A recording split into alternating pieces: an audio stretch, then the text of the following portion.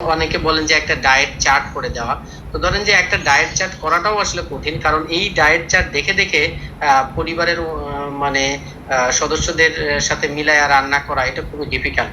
এই জন্য আমি মেইন যে মেসেজটা দিতে চাই যে ডায়েটারি মডিফিকেশনের ক্ষেত্রে আমি রোগীদেরকে বলি যে প্রথম আপনি হচ্ছে যে খাওয়া দাওয়ার টাইমটা আপনি ঠিক করবেন। আপনি সকালের নাস্তাটা সকাল 8টার মধ্যে খাবেন। আপনি দুপুরের খাবারটা 1টা থেকে 1:30 বা 2টার মধ্যে খাবেন, এবং সকাল এবং দুপুরের মাঝখানে আপনি একটু মুড়ি খেতে পারেন বা একটু চিড়া খেতে পারেন, বা একটু আপনি হচ্ছে যে এই লেক্সাস বিস্কিট বা এই টাইপের কিছু খেতে পারেন, বা কোনো একটা ফ্রুটস খেতে পারেন। এরপর আপনি হচ্ছে যে রাতের খাবারটা তবে আপনি অবশ্যই সন্ধ্যা 7টা থেকে 7:30টার মধ্যে খাবেন। এবং ঘুমানোর আগে আপনার যদি ক্ষুধা লাগে তাহলে আপনি একটু শর্ট ছাড়া দুধ 1 কাপ খাবেন, অথবা যে আর একটা ফল খাবেন। এই ফলটা আপনি এক এক দিন এক একটা ফল খাবেন, এবং একদিনে একটার বেশি ফল খাবেন না। আমি বলি যে আপনি ফল খেলে আপনি একটা কলা খাবেন, একদম নরম কলা না খেয়ে আপনি একটু শক্ত টাইপের কলা কলা খাবেন।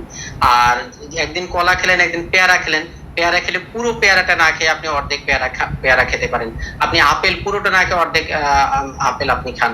আপনি হচ্ছে যে আঙ্গুর 4-5টা আপনি আঙ্গুর খান।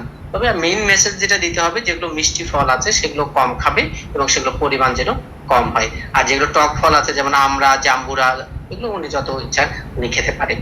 তো এই আর আরেকটা কথা বলতে হবে যে আপনার যে আপনি ভাত 3 বেলা খান বা 2 বেলা খান বা 1 বেলা খান, এটা আপনার যেভাবে ভালো লাগে আপনি সেভাবে খান। কিন্তু আপনার জন্য মেইন মেসেজ হচ্ছে যে আপনি যে জিনিসগুলো জিহ্বায় মিষ্টি লাগে বা যেগুলো মিষ্টি জাতীয় খাবার সেগুলো আপনি খাবেন না।